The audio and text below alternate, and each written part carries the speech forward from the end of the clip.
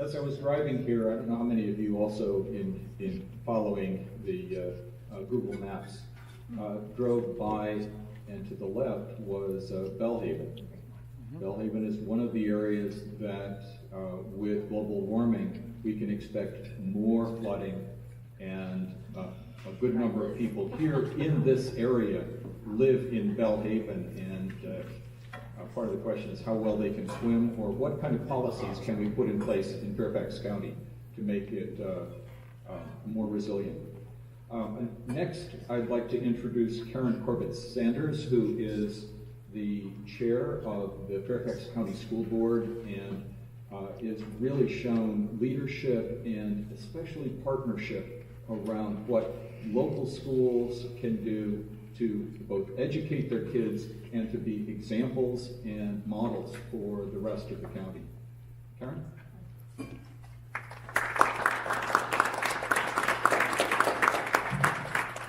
Good afternoon, and thank you for inviting me here this afternoon. Before I get started, I want to recognize my colleague and friend on the school board, Brian McElveen, who is school board member Brian has been equally passionate about these issues. Now, many of you know about One Fairfax. One Fairfax is a joint agreement between the Fairfax County School Board and Fairfax County Board of Supervisors to have an intentful effort in how we approach issues here in Fairfax County, primarily in the area of equity. But the reason I raise this today is because I believe One Fairfax actually is a wonderful example of how, when the two boards working with our community members work together, that we can move critical issues forward for the common gain of the community. And I believe, thank you. I'm sorry, can you hear me now? I'm very careful not to use that because I retired from Verizon, so it sounds like I'm a commercial.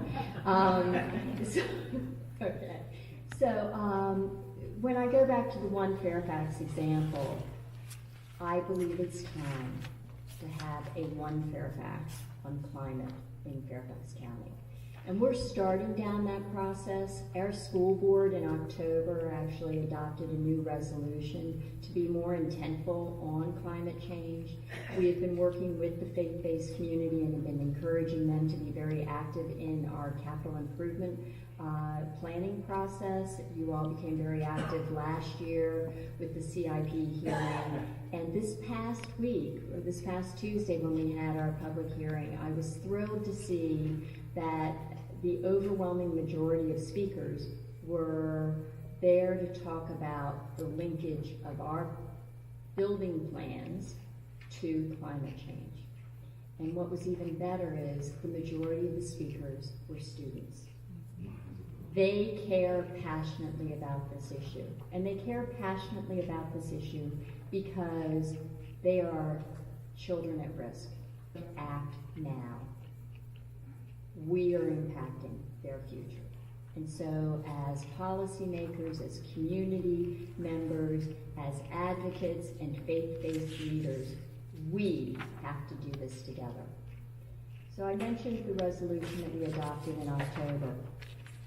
Subsequent to that resolution, I made a phone call to Chairman Bolova and said that our boards want to do this together.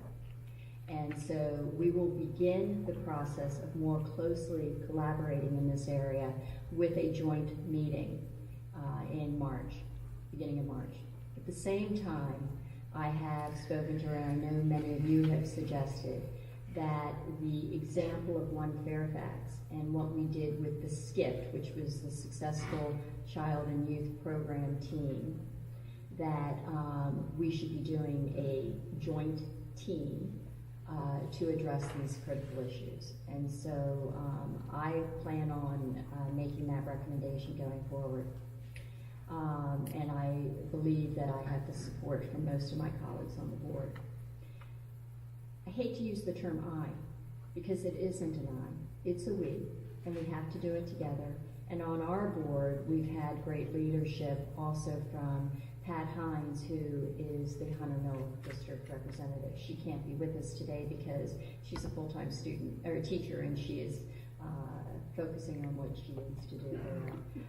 So start with the policy piece. Now let's talk about pragmatics. And it's even more pragmatic, and as some people have said, it's particularly sensitive to me because of where I live. I was born and raised in this community. I grew up in the Belhaven area. I have seen the changes in that area. And where I live, a house that never flooded before flooded in Isabel. So it gives you an idea that things are happening, things are changing. But even more starkly is the news this week that the United States has increased its carbon emissions this year. So we don't have a lot of control over what happens across the water. We don't have a lot of control about what happens elsewhere, but we do have an influence on what can happen here. So we have to address it in three ways. We have to look at how we reduce our carbon footprint through how we do buildings. And that gets us to, as we look at renovations or the replacement of roofs, we should be looking at how we can perhaps introduce more solar on those roofs or other renewable energy sources. And we will be talking about that in more detail this coming Monday at a work session of the school board.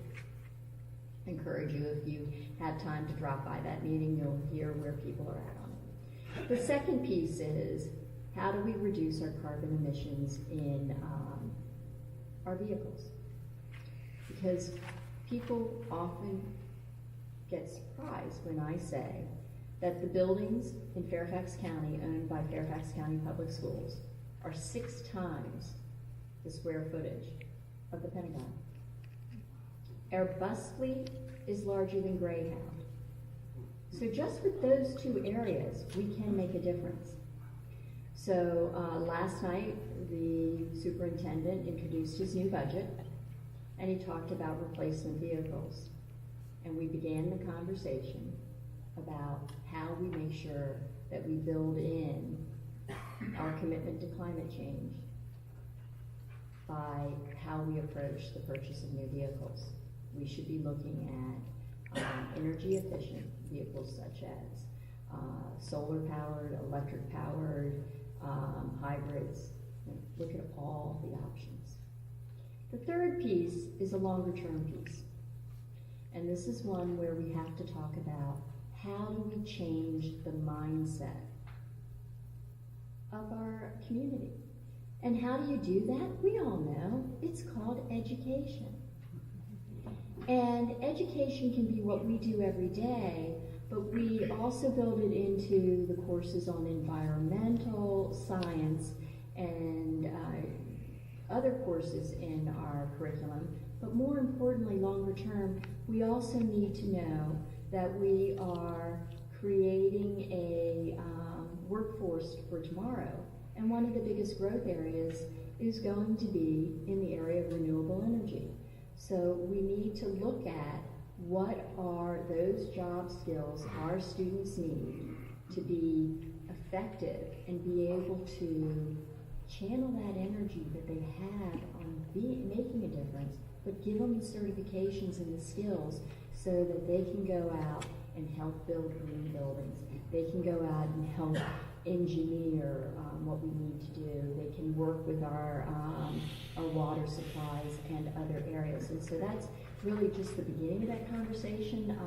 There are a couple of us on the board who are starting to ask those questions of what is available to train students in this area and what do we need to do to implement that in our curriculum. And so with that, I have a few minutes to take questions. I did, unfortunately with this furlough, we're taking some action as Fairfax County Public Schools, and I'm going to have to leave before the bulk of your presentations today and your breakout tables. But if anybody has a few questions, I'm happy to answer them. Yes, sir. Two high schools in Rhode Island are now starting up certification programs for offshore wind. One is North Kingstown high school, and the other one is Right. Rocky Hill. So that's a place to start. Thank you, I appreciate that, I'll take a look at that. Yes, sir. So one of the, in the book Drawdown, for example, one of the most important ways that we can reduce carbon emissions is moving toward a plant-based diet. And one of the other things that public schools have a large footprint is in feeding programs. And I'm wondering if anything is being done on that front. Let me tell you. And here in Mount Vernon is where it started. We started with our first gardening program at Holland Meadows Elementary School. And that school has been wildly successful with its gardens. Subsequently, and actually we've had the First Lady Obama visited the school twice. We've had the governor's wife visit as well. And so that's one success story. But subsequent to that, we have rolled out community gardens at a number of our schools. We actually have fellows who are working with our individual schools to not only teach the gardening techniques, but start to cultivate gardens that they are actually using the results of their labors in the classroom. The next piece is, and I'm very excited about this, with the leadership of Holland Meadows, working with our food services department, they've applied for a USDA grant to actually grow enough food to satisfy the needs not only of the school, because remember, many of our elementary schools have large amounts of land that they can do loose farming. And so this grant will trial the food to table experience on a broader scale. And of course, we're only in session for 9 months a year, so a big part of that is how do you sustain those gardens over time. And that's yet again, when I talk about Team Mount Vernon or Team Fairfax, I never talk about it just from the context of the elected officials. It's always a joint effort with our community organizations, and I'm sure that that will become part of it. So we have it right now just in the Mount Vernon district. We have Mount Eagle Elementary has a gardening effort. Quander has a gardening effort. Holland Meadows has a gardening effort. Over in the closer to, believe it or not, Mount Vernon has Springfield addresses. And there are a couple of schools over in that area that do as well.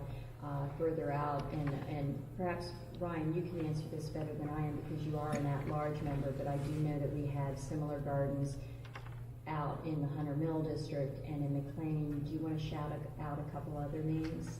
I would just say it's pretty countywide. Yeah. We're working to get the food that they grow into our food nutrition services program. That's the grant. Right. Okay.